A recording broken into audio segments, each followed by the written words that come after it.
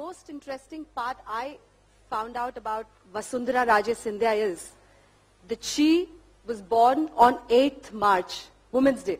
Isn't that interesting? Okay, 3 decades ago, a girl was initiated into politics by her mother.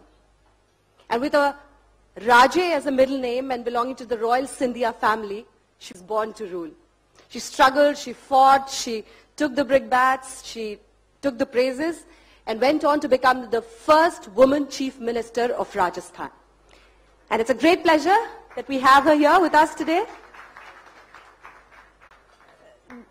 Ma'am, the cliche way of asking you would be, how has the journey been? But I would rather put it this way. What are the virtues needed to storm a male bastion like politics, to make a place for yourself, go on to become the first woman chief minister of a state like Rajasthan, and that even when you're out of power, you become so indispensable for the BJP that they have declared you as the next chief ministerial candidate? The virtues. Actually, I must admit that I was privileged, because I managed to learn at the knee of my mother, because of whom we were able to break through what you call the glass ceiling. The position that she happened to be in at the time she was, because it was the Maharajas receding in the background, democracy coming to the fore, and we were born about that time. So she'd slipped from one to the other with ease, but there was a memory of the Maharajas, and possibly because of that, there was a certain amount of privilege that went with it. But what she did do was teach us a lot. We had to travel long distances with her, hating every minute of it. But she said that was very important, because she said you have to understand, and there's only one way of really seeing me. She toured 27 days in the month. So if I came back from school and I wanted to see her, which normal children would do, she said, well, come get me. So it would be in some village, some district of Madhya Pradesh where we would go, and we would spend time with her. But while not liking it very much, we got to see life at very close quarters. And we understood that politics actually need not be done as a calculation. It requires a lot of heart. So if you're able to mix the calculation with the affection and the heart, it works much, much better. And I applied that all through my life, and I've never found it go wrong. As far as the male bastion thing is concerned, I think it's basically gender bias. It's a lot of gender bias, and ends in performance. You really have to work as a woman double the amount to make yourself known, or to prove yourself in this particular field. And it's a very, very hard and harsh field. And they give no quarters. And we all know that ultimately it's probably just a boys' club in politics. So even now, as you go for your campaigning, we were just talking about how you have to face a lot of biases, the kind of comments about latke jhatke, or about your saris, or about how you dress up. How difficult is it to handle that? Well, the most important part is that you have to feel confident in yourself. If you start to waver because you've made a remark or somebody's made a remark, then you have a problem, because there will be lots of remarks. I'm lucky I wear glasses, so when I get into a situation, I just take off my glasses. And when I can't see them, I can't hear them. So I think those people who wear glasses probably understand what I mean. So I just take my glasses off. It's easier. Yes, it's hurtful when you go back over them, but then you understand that it's their lack of confidence, their feeling of maybe they will take over, somebody else will come in my place, that kind of lack of confidence that they have. It's not my problem, it's theirs. So I put that in my mind. Not every woman will do that. Lots of women get very disturbed because of the kind of comments that are made, the kind of underhand campaigns that are run. I mean, if you look at it, go back. If O.P. Mathai could write about Mrs. Gandhi, the way he did, okay? They didn't leave even Mrs. Gandhi. Nothing has changed. So while we talk at the traditional level about Saraswatis and Lakshmis and Durgas and all this. It sounds very good in the household scenario. We have still not been able to cede equal space to women in the workplace. So I think that is very important. I think people need to start looking there. We don't need to get segregated by being given Mahila police stations and Mahila this and Mahila that. Women are strong enough to stand on their own feet and take care of themselves. It's those who want to make us weak that put us into situations like this. And I think the time has come for everyone to sit up and take note and say, okay, we're there, we're equal, and in fact, maybe stronger. Yeah. That's the reason why we can smile and take a lot of the things that perhaps men would cave into. They even take to your personal life and try and target you from there. Would you like to talk about that? On a daily basis. That's part of the whole campaign. On a regular basis, I had to hear all kinds of things while I was chief minister. I mean, even if I had to work 15-hour days, there were still comments to be made. But I thought to myself, they will. In fact, I thought I was successful because they were making those comments. If they didn't say anything about me, it meant that they really didn't think too much about me. The fact that I was so overpowering and that they had to make these kind of comments made me believe that I had done something right. One other way in which they target you is that she is the Maharani. She's used to a very luxurious life. The Congress says when she's out of power, she's out of India, in London. What does the passport say? Darling, I have to tell you, I've lived in London, I've holidayed all around the world, much before any of these people ever made comments. And I make no bones about it. I've grown up in a particular family. I've grown up with that kind of luxury. And I've traveled, I mean, all over the world. And why shouldn't I? This is a free country. But apart from that, as far as my work is concerned, if it is in any way suffered, that is what somebody should talk about. My record in Rajasthan over 5 years compared to the record of the Chief Minister of Rajasthan now, I mean, speaks for itself. The fact that people in the district, when I'm out of power, love me more than the Chief Minister who's in power, speaks for itself. I've obviously done something right. And as far as being out of Rajasthan is concerned, in the 4 years, I was not the Chief Minister of Rajasthan. So it's not incumbent upon me to count or account for my days.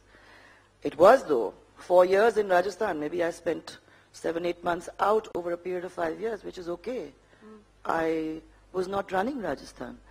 However, I'd like to ask the Chief Minister of Rajasthan, in the 5 years that he was out of power, he was never, not one day in Rajasthan. What does he have to say for himself? I love my luxury. I travel to London. What does he have to say? And besides that, by the way, with my mother, I traveled as much. I travel in Rajasthan as much. When I won my last election, my yatra was a grueling 14,000 kilometers in 50 degrees heat. I'm going to be doing that now in 50 degrees heat. Ask him to match it, if he can. Yes, with his glasses on. I don't have to take my glasses off now. As the finance minister and latest chief minister, you had a lot of first-year credit from a deficit state to a surplus in budget. Surplus, yeah. Do you think we hear of Vikas Purush, but you could probably not market yourself, package yourself? What is it that lacks? We don't hear of a Vikas Mahila. We hear of Vikas Purush. Everything is all the gender bias. Yeah. All I'm trying to say over here is, in my 5 years, I actually didn't think of package. I actually didn't think of PR. I had promised myself that day on that stage when I was taking the oath of office. It's an extremely emotional moment. I mean, I find it difficult to explain. You see the sea of people in front of you and you see this huge amount of hope in everyone's eyes. And you think to yourself, and your hair stands up, and you think to yourself, my God, all these people banking on me, will I ever be able to live up to everyone's expectations? And then you promise that you're going to work hard, and you tell yourself that this too shall pass, because it's not something that you're going to be born to, you're going to live there forever. But you're going to leave something behind. You're going to work and do what you can to create a situation where Rajasthan moves forward. And that day onwards, after I made that promise, it was a 12-hour day, a 10-hour day, a 15-hour day, depending. And we managed to get those things done, despite the fact that we were so badly off in Rajasthan. So we'll hear about a Vikas Mahila if you come to power. I don't think that Vikas Mahila suits us as yet. We still have a long way to go. Yeah. And I'm not talking about me, I'm talking about all of us. And the mindset has to be towards the Vikas Mahila. The day you come towards the Vikas Mahila, I think we won't have to sit and talk about gender biases. But has finally the polity in this country started understanding women power in the sense that we have Narendra Modi address women in FICCI and then understand that they have their own minds and they're going to vote? Because till now people thought that they would just vote for the party that their husbands did. So if Narendra Modi thinks like this, you think there's a change in the polity finally?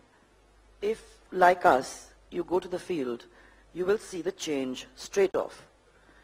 15 years ago, when I went in Jhalawar, now my MLA constituency, but before that my MP constituency, I went to a particular village. That village has a chalk and then houses around the chalk. The chalk was full of men. And there were women were in the windows, in the doors. If any of you go to the villages, you'll see they stand in the doors and look, or they stand in the windows and peep out. 10 years or 15 years later, and I went back to that same village.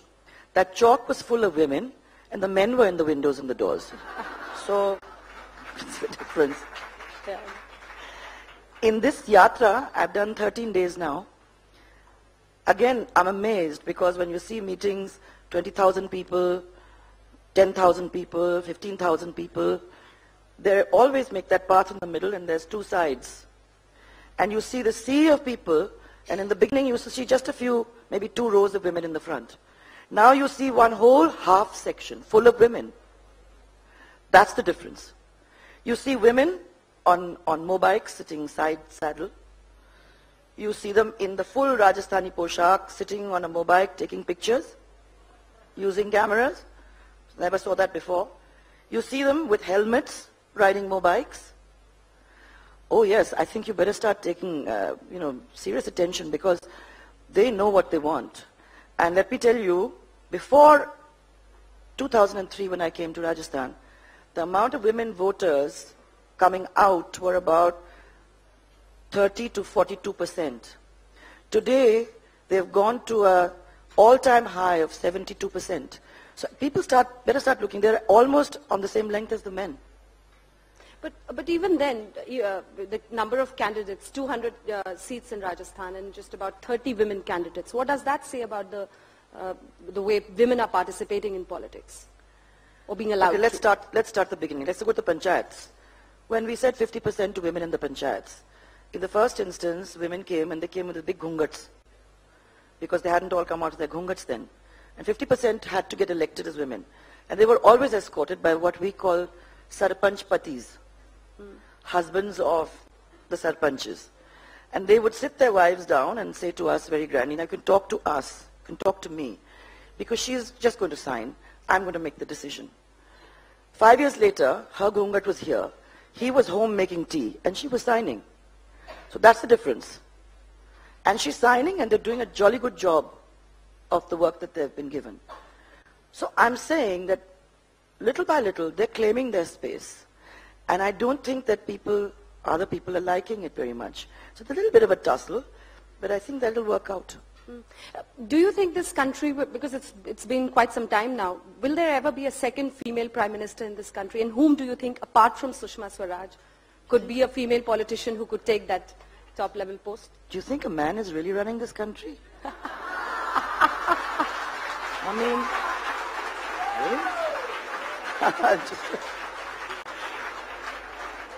I'm sorry, we're not supposed to make remarks like that, but yeah. I don't think do we want to talk about the names? Not at all. Okay, I'll let that pass.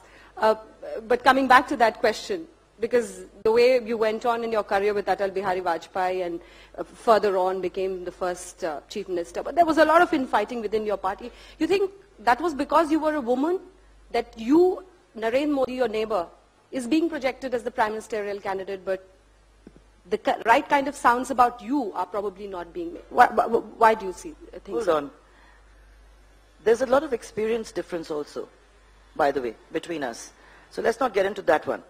What I would say over here is, there's a special characteristic of Rajasthan. This has been seen at the time of Bhairu Singh Ji. It's been seen in my time. It's something that we will have to deal with. And when you're talking democracy, everyone doesn't think the same way. And this exists not just in one party, it exists in all the parties. It depends on how you deal with it. Now, maybe in the first instance, I was not able to see it as quickly as this because I was a little more simplistic. Now I know it a little bit better. I deal with it a little more differently. And maybe I deal with it a little more successfully, hopefully. It's a question of how you would deal with it as a chief executive officer if you were sitting in a business concern. Every one of us has to face this at some point in time. I'm sure that there are ladies who are running businesses over here who have the same problems. It's just about using intelligence, compassion, understanding, and making it work better for you. What do you think works for Narendra Modi? Well, his is a different setup altogether. He's gone in there, he's got 15 years in hand, he knows the pulse of his people, and he deals with them as he thinks best. Every state has its own energy and synergy. We cannot compare one state to another. So, it would be unfair to say that the same conditions apply to Gujarat, or vice versa. Whatever it is, he's understood his conditions and he's worked them to his advantage and to the advantage of his people. Therefore, there is this great synergy between them. And they want to work together. Who can fault that? But an automatic question leading to this would be, Raman Singh says that I do not need Narendra Modi in Chhattisgarh. Shivraj Singh Chauhan says, I don't need him here. I can take it on my own. Would Vasundhara Raje Scindia as the face of BJP need Narendra Modi in Rajasthan? Sorry guys, I don't think I've heard that from either of these two people. I haven't heard that. And as far as the BJP is concerned, if we have a need of each other, now I'm going to Kota. On the 22nd, I have a big rally in Kota. I'm inviting Shivraj Chauhan. What's the problem? I mean, you've got to really have a chip on your shoulder if you're going to say this about each other. I don't think you need to, because there are gaps that we fill. Maybe I fill a gap for Madhya Pradesh that somebody else won't be able to do. And maybe Shivraj fills a gap for me in Kota. That's the reason why I've asked him there. And I'll be asking these people wherever and whenever I feel the need. Would you invite Mr. Modi? Why not? Why not? I mean, as I said to you, I found in 2003, 2008, and now I'm fighting 2013. In 2003, I never heard it. In 2008, I never heard it. But when in 2013, I am speaking in my rallies, and at every rally, I'm saying that 10 years you've given these two states, Madhya Pradesh and Chhattisgarh, and they've done such a good job with their states. 15 years you've given, and they say yes, nod. And 15 years you've given Mr. Narendra Modi, and he's brought Gujarat onto the map of the world. There's huge shouts and screams and excitement that never happened before. So obviously there's something that he's doing right, that people are appreciating. And this is not just Rajasthan. I'm told it happens across the country. There are people who like it, who believe today we have no time to waste. They want a country that's working. They want a country that they can be proud of. They don't want to live in the Middle Ages. And they do want development, and it is the mantra of the future. Talking of popularity, coming back to Rajasthan and your popularity, it also centers a lot around the persona you carry. What do you think really works for you? Is it also this sari that you carry and this image that you portray that really actually works with women, or? Now you're being gender biased. You know, it's not. It's trust. That was the USP. People in politics tell lots of lies. You go out to the public, and I was told also during my election, I'd lie once or twice, how does it matter? You just have to win the election and we'll see afterwards. I've never lied in politics. When I go in there, they say, okay, build this road. If I can do it, I say to them, I can. If I can't do it, I said, I will try. Over the years, they say that when she promises something, she delivers. If she says no, or she says she tries, she will do her best. But there are no promises. Now, during the 5 years, this was the way we dealt with people, and we dealt with them with affection. I didn't say, he's a Rajput and he's a Jat, and so he needs to get punished and he needn't get punished. Or that's a Gujar, or that's a Meena, or that's a Brahmin, or that's a Baniya. Everybody was part of family Rajasthan, team Rajasthan, and they had to be dealt with affection. People liked it, and that's the reason when I demitted office, I have this huge respect and affection in the public at large, which is the reason why the parties asked me to lead it again. Otherwise they wouldn't ask me, because they like my sari. The jewelry I wear. Okay, coming back to the same topic of your opponents trying to always talk about you in that manner that we talked about, Mr. What would be your befitting reply for a politician like that, to just take it or ignore it, or to go head on? Because if you have a firmly behaving or talking chief minister or a politician, then she is oftenly colored as aggressive, hyper. So what's the way you choose to react to these things? I have decided to completely ignore it. His speech of 25 minutes centers, because he's also, now that I'm doing a yatra, suddenly decided that he must also do a yatra. So doing a yatra. In this yatra, he spends his 25 minutes, 20 minutes talking about me, which is fine by me. As far as I'm concerned, I talk about the development that I did and the development he hasn't done. And what is it that the people expect? And this is what they really want to know, because they actually want to interact with the person who might be leading their state the next time round, and want to know from them, what is it that you're going to do for me? They know my character, because they've lived with me for 5 years. They've known how I work, because they've seen me work for 5 years. So they don't need him to tell me, or tell them about it. But it's not just about India, it happens all over the world. After Margaret Thatcher's death, there was the "Which is Dead" party on the streets of London. How does one deal with this? Do you think it had more to do with her politics, or more to do with the kind of mindset people carry about women politicians? You see, it's still gender. If in the UK you can have this, how come the wizard's not dead? And there have been pretty bad ones there. But we haven't remembered any wizard. You remember this woman because this woman went out there and did what she thought was right, and didn't mince any words, or made no bones about it. She had the gumption to stand by what she said. And I admire that, whatever it may be. Of course, it may have hurt some people, but it was good for the general run of the people. People will have strong views about strong personalities, but I think she rose above that, so it doesn't really matter. What does it take for a person like Mr. Gehlot to think or imagine that in any way hitting about your personal life, going or stooping, I would rather say, to the level of even taking out details of your relationship with your husband, and then making all that public?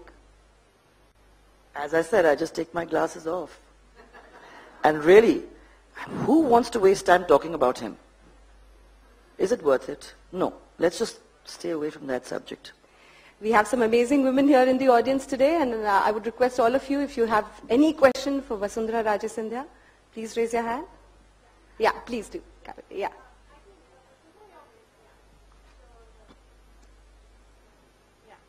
Your mother was such an icon in the RSS, and she was such an influence in your life as well. And I think she was the one who told you to get into politics. What are the things that she told you that you still adhere to? No, strangely enough, she was before her time, because she said to me, she said, when you go into politics, this politics is going to finally end up becoming extremely thinking, cunning. Actually, you're going to be spending time playing one group off against another, because as it expands, you break it down. Actually, it's strange. You break it down into narrow and narrow confines so you can collect those votes. She said that is going to be extremely detrimental to you, because if you want to play the long game, then you must actually stay in there, work with your brain, until the time you are fighting an election. It's 2 parties, 3 parties, 4 parties. After you won the election, then everyone is to be taken care of. You must love them. So while you use your brain, don't forget you have a heart. And if you can put the 2 together and not make differences between castes and creeds and all this kind of stuff, you will find that people will work together towards a single goal, and you will get there before you think you could. And honestly, when I look around me and I see what's happening in Rajasthan, so much narrowness, so much divisiveness, so much one against the other. And I really feel sorry, because all this divisiveness is the reason why Rajasthan remains backward. If everyone could work together, and keep development as their mantra, we would be able to sweep aside opposition in a minute. And I'm saying opposition not in terms of electoral opposition. I'm talking in terms of opposition as far as states are concerned. You could be really number one. Because there is so much power in the people of Rajasthan. Anywhere in the world you see they've gone, they've done well. So it's there, just not been able to tap it because they're so busy looking at each other or fighting with each other, and the politicians have set them up against each other. So this is something she taught me, and this is something that I live by. I've done my best to see that right through it, and again in my public meetings, wherever I go, I say everyone has to work together. We have to be a family. And when we work together and we work with love and affection, we will manage to do the things that are right for our state. Rahul Gandhi very famously said, Satta Zehra, I want your take, but there's a question from the back there, please. Yes, ma'am. Yeah, after that. Hello, Vasundhara. I work with textiles in Rajasthan, and as we know, we worked together when you were there as Chief Minister.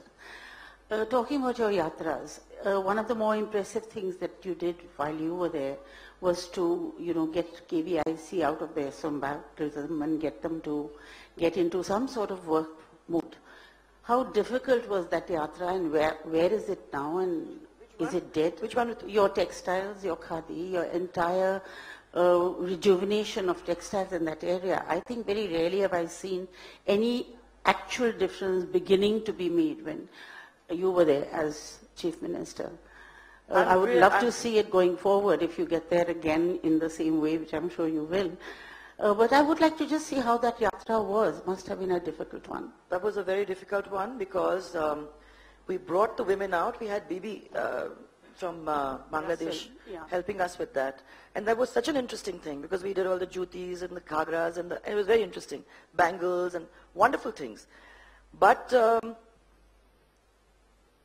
you need a woman. And as soon as we went out, the thing collapsed. So you needed time.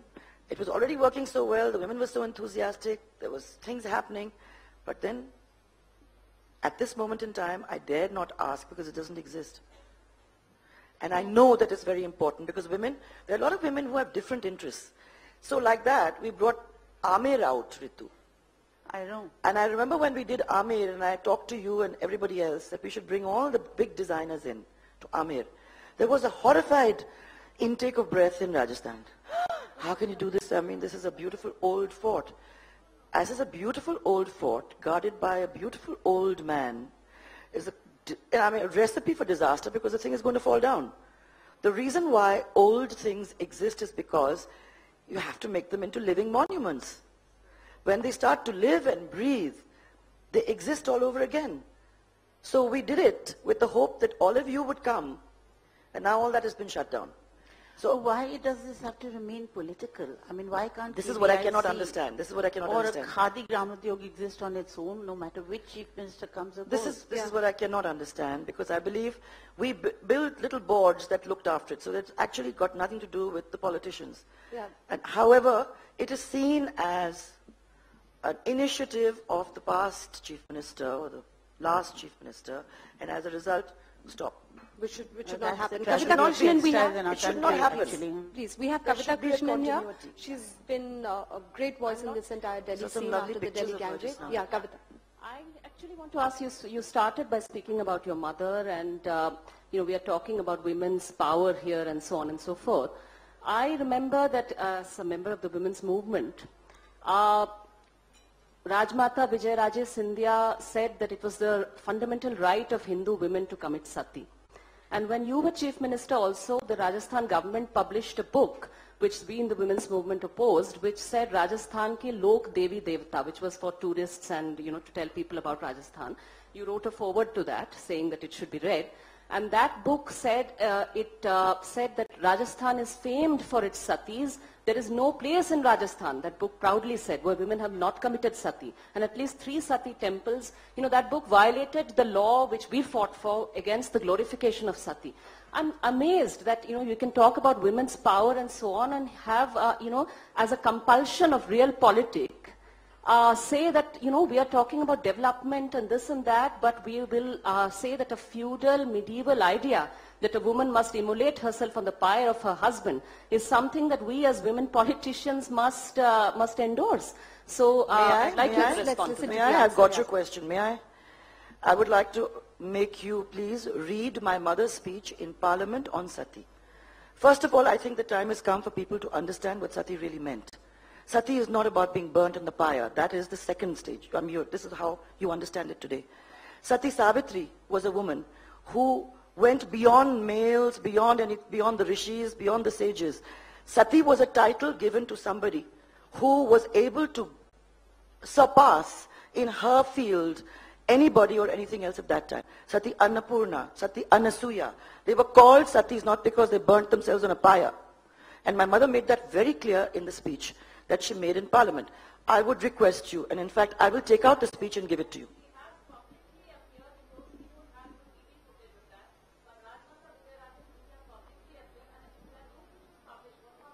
Okay. I would like you to show that book to me. I would like you to show that book to me. I would like you to show me that book. Okay, yeah. I would like you to show me that book, because I don't think that this is right to come out and talk like, no, you please show it to me. And as far as the Sati temples are concerned, again, it is Rani Sati, which is in Jhunjhunu, which is a very, very important temple for Rajasthan, for the Hindus. And they come from Calcutta, they come from Bengal, they come from all over the world for this. And Rani Sati, again, is not somebody who burnt herself on a pyre. I want you to please understand that you must go into the history of all these things before we talk. We talk about Sati as people who were thrown, and this is a different thing. This came out of boys and girls not being given the same situation in families. So to save the property, one of the things that they did was kill the women off with their husbands. This was murder. This is not Sati. So Sati in Hindutva and Hinduism is something completely different, and you need to understand that. And this is what my mother talked about. This is what the Rani Sati temple. Rani Sati temple is not somebody who committed Sati. So let's, okay. This is something that you have to be very clear about. Let's just use the stage to say that this medieval, feudal Absolutely. offense is Absolutely. a crime of the highest order. There are two and the most commendable thing. There are two things which need to be taken care of by societies. And you cannot do it by enforcing law, because people will still do it. You can only do it, one minute. You can only do it by educating people, educating families, educating women, so that this kind of crime doesn't take place. Now, as far as this is concerned, there are two things that happen in Rajasthan. One is on Akshaya Tritiya, when they do all these little child marriages. Now, you can put the police out as much as you want to catch them. And you can catch a few and put them into jail, but it's not serving the purpose. The only way to serve the purpose is to go between them, talk to them, tell them, speak to them, make them understand that this is the time of the women, and empowered women are not being married off at the age of 3 or being burnt at the pyre. So these are things that have to come to the understanding of women. Yes, and this has to be and it condemned cannot be done by every force stage or by any police. politician. Absolutely, and it cannot be endorsed by any politician. I'm making that very, very clear. Any more questions? Okay, yes, ma'am. Yeah.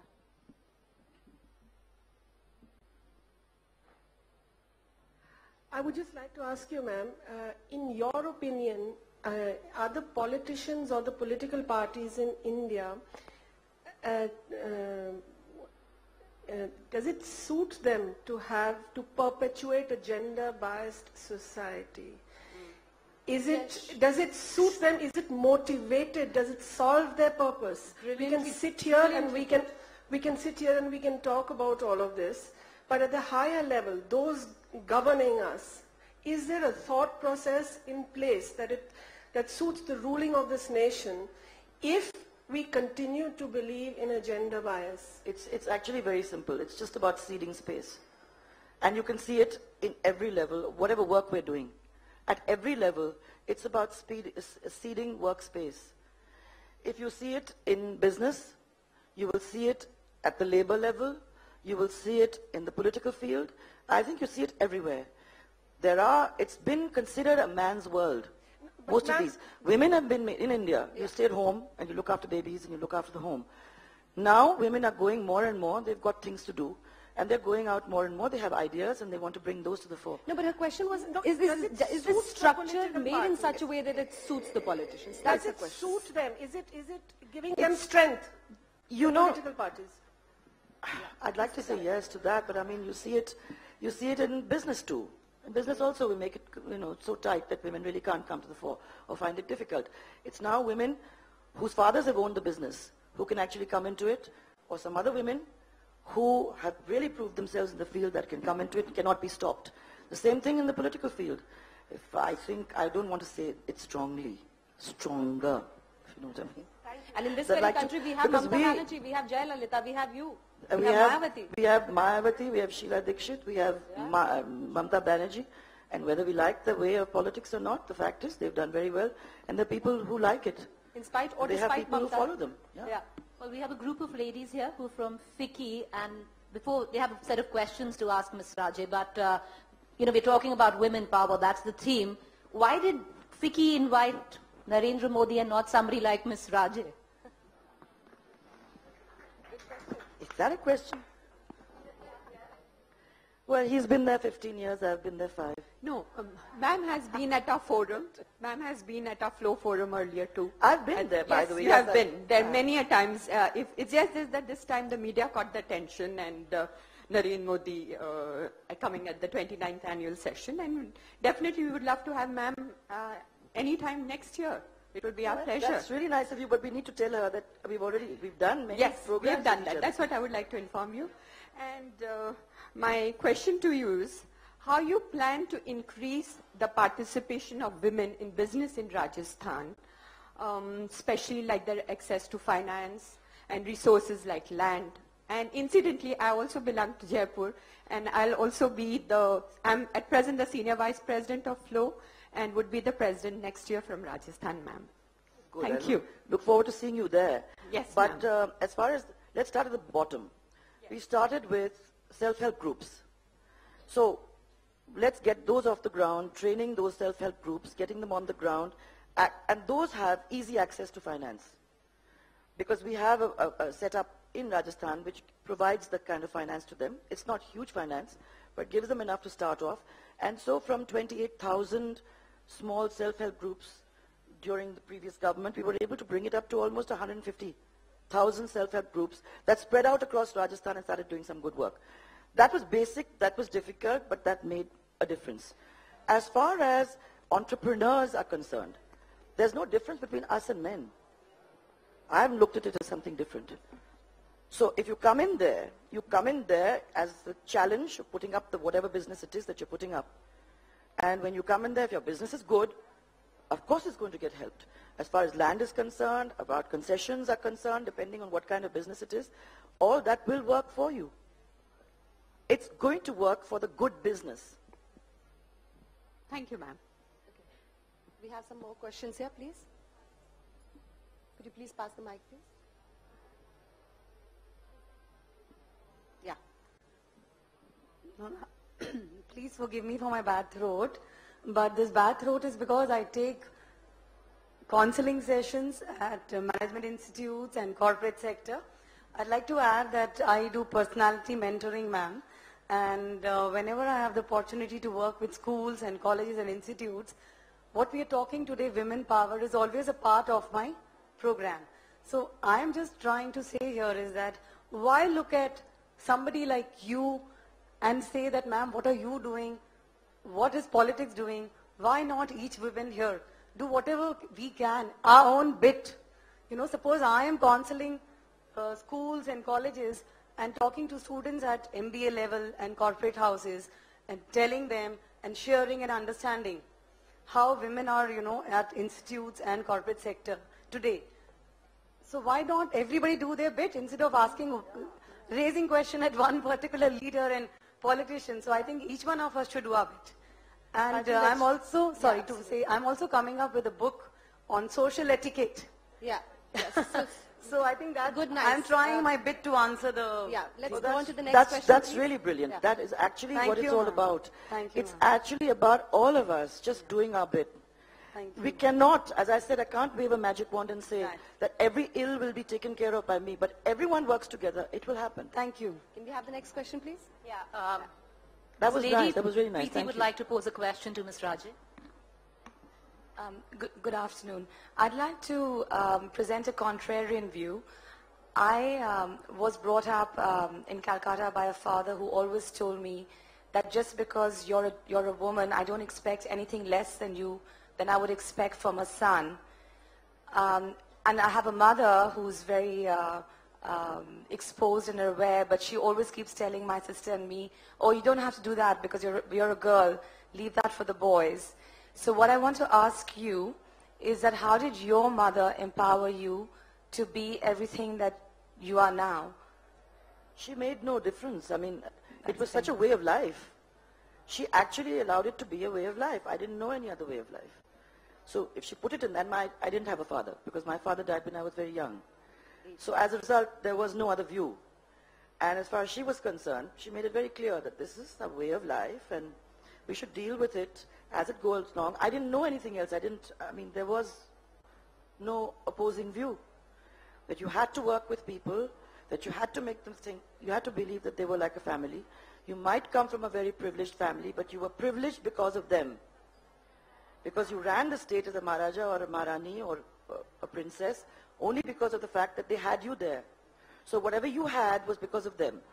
So you owed them and you needed to give back all the time. That's just a different way. And so all the time, every day, is what you remember. That you're where you are because they gave you the opportunity to do this. And so you have to pay them back at every bit. If you can help in any way, you should. We have another question there. My Please. colleague from Headlines Today, Rishika, would like to pose a question.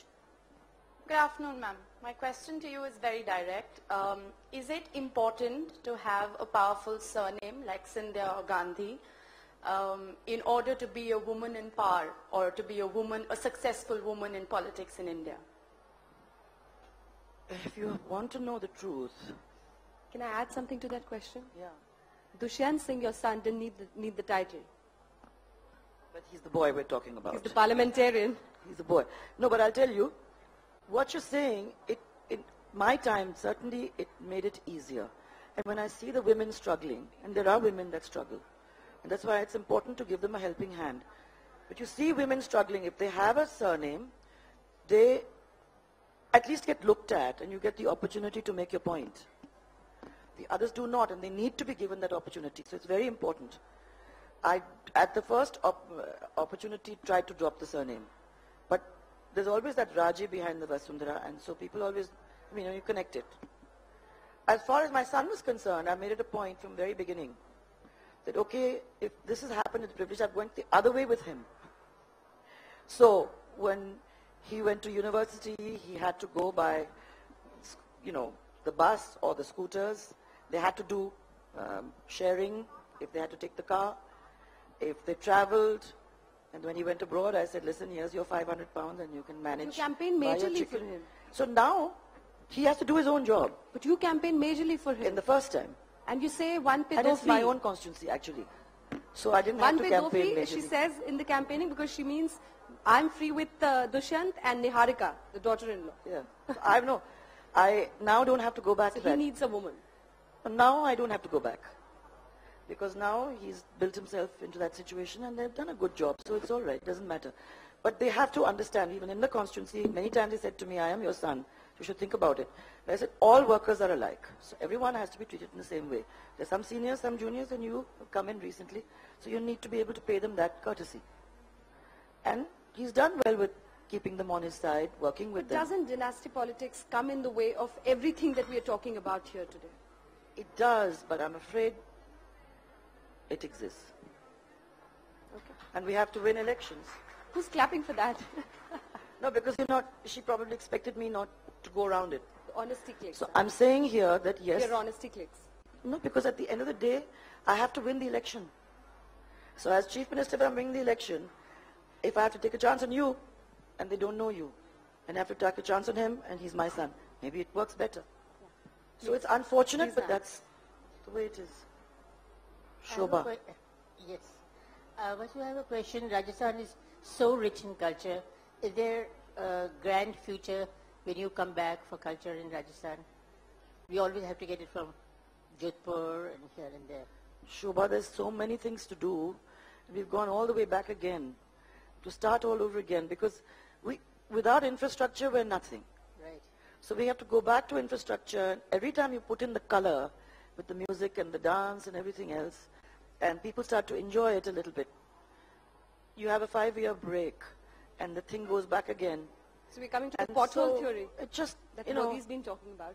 we need the time to be able to put it on the ground. Once you unroll the whole thing, then in 10 years' time, you tell us what is wrong, what is not.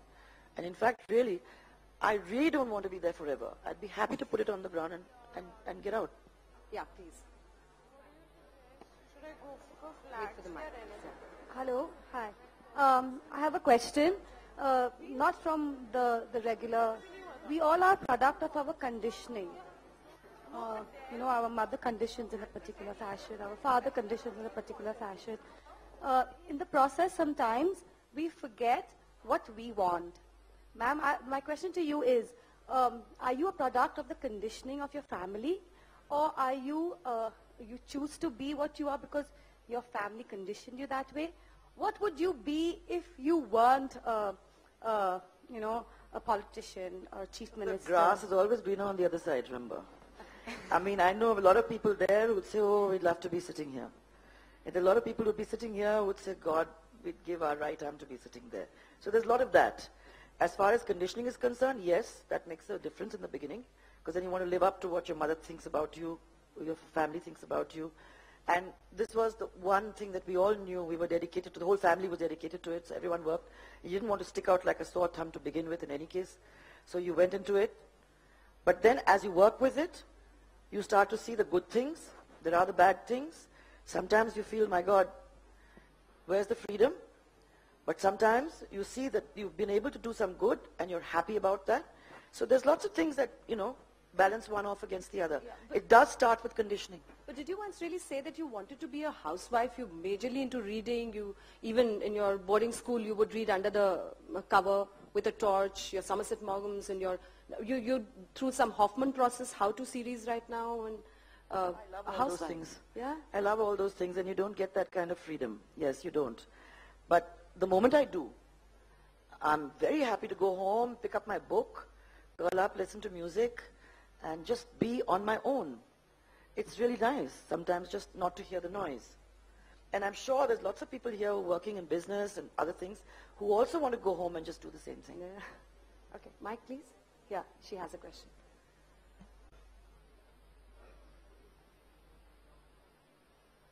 I just wanted to say for every Scindia, and Gandhi, there's also a Mamata Banerjee and a Sheila Dixit. Exactly. And a Mayawati, who also didn't have the conditioning. I mean, women of all, from everywhere, can be politicians if they want to, if they choose so. You don't have to be from a royal family or a political family. I don't think so. No, but let's take Mayawati. Yeah. Mayawati had a mentor. Mayawati would not have made it if it hadn't been for Kanshiram. Yeah. Kanshiram brought her out, groomed her, brought her into parliament, and allowed her the opportunity of being able to grab. Mamata Banerjee? And she then did a great job with it. Yes. We don't know. I don't know that line. Jayalalitha also you can talk about NTR, but not about Mamata Banerjee. Right. We can't say. I mean, I can only talk about the people in politics that we know about. There's been a helping hand in the people that we see. Like I said, there's been a helping hand with Mayawati. There's been a helping hand with Jaya. There's been a helping hand with Sheila. There's been a helping hand with me. A helping hand with Uma when she came in. Is it always a male hand? Not necessarily. Absolutely not. Not necessarily. Not necessarily. But yeah, she's proved it. Yeah, true. She's never had men for too long in life. No, but in the sense there's been. In the sense my mother was there. So Yeah. she's always been Your mother there. was strong. Yeah. Please. There's a lady there who wants to pose a question. Yeah. These are the last two questions, so we'll be taking them. Yeah. Hi, I just wanted to ask you, what do you think, and I want to know your views on public-private partnership for women in Rajasthan? You know, I mean, I want your views on that, please. Again, we started the public PPP movement in Rajasthan. And why should it be just women? If you're doing a good job, the public-private partnership is a terrific idea. and we should go ahead with it. If you've got a good idea, come with it. Yeah. I mean, I'm not going to break it into that, men and women. As far as I'm concerned, if a woman is there, she's there because she's good. So she comes with her business, and if that business is good, Rajasthan goes into partnership with that. What's wrong with that? Yeah. The last question, please, ma'am. Ma'am, Okay, we'll come to you. Brief, please. Oh, and by the way, our whole road program in Rajasthan was entirely PPP. And in 2 years, they transformed the roads of Rajasthan. And they did a really good job. So PPP is a terrific idea and needs to be taken. With Rajan Bharati Mittal, we did 100 schools, which is a terrific idea. ILNFS, we did the roads. So there were lots of things that we did PPP in. And governments are becoming tiny, and they should get tinier. And people should be allowed to come out and do their thing, because that's the only way to build now. Yeah, please. Okay.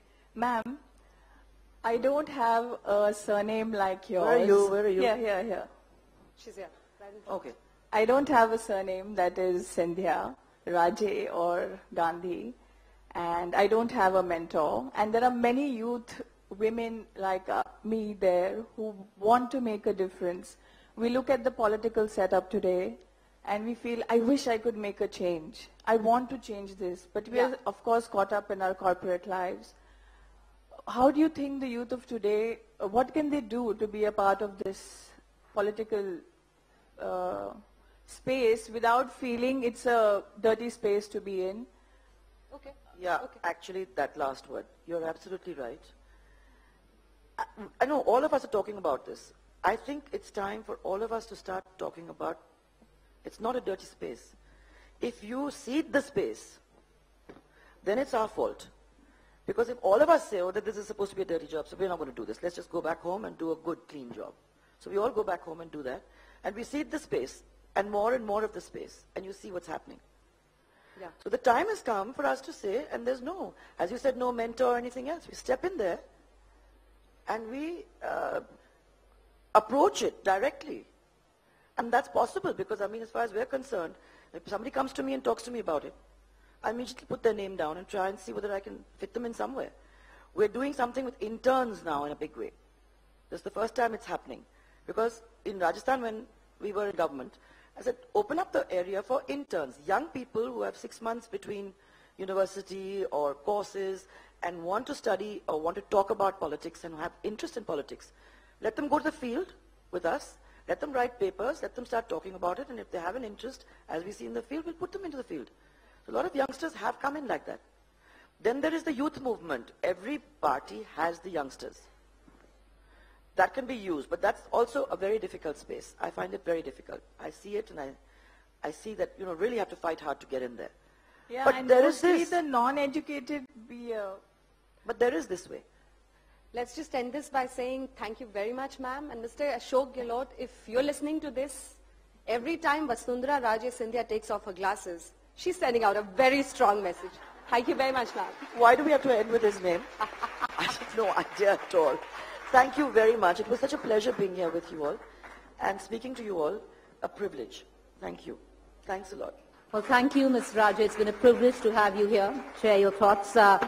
Thank you, Anjana. Ma'am, I request you to stay on stage so I can call upon Usha Jain, Director, Luxor Group, to come out and hand a small token of our appreciation to Ms. Vasundhara Raje Scindia.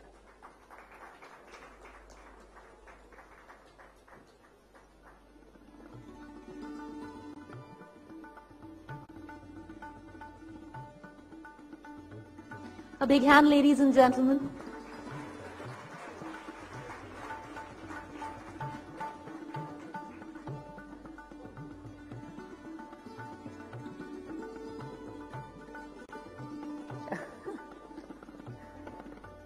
Well, someone who challenged the face of adversary and overcame gender bias, heartland politics to carry a legacy forward. Ma'am, I'm going to hold you for just 2 more minutes. Everybody here, we've taken your name down, and there is a lucky draw, and we're going to give away that award right now. Ms. Raje would be giving out that award. Ma'am, would you pick out a card from here? And that lucky person will be the winner of the Parker Lucky Draw. All right, she's taken off her glasses. I'll take that. Sarita Bidani Chaudhary. Well, that's the lucky winner. Is she here in the audience? Sarita, please come up. You're the lucky winner of the Parker Lucky Draw.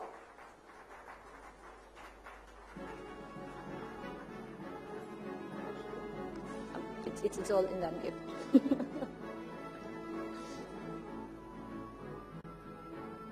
Well, we did take down all your contact details, your names, and put them all together. And it was Sarita Bidani Chaudhary who got, if I can say, lucky, and her card got picked out.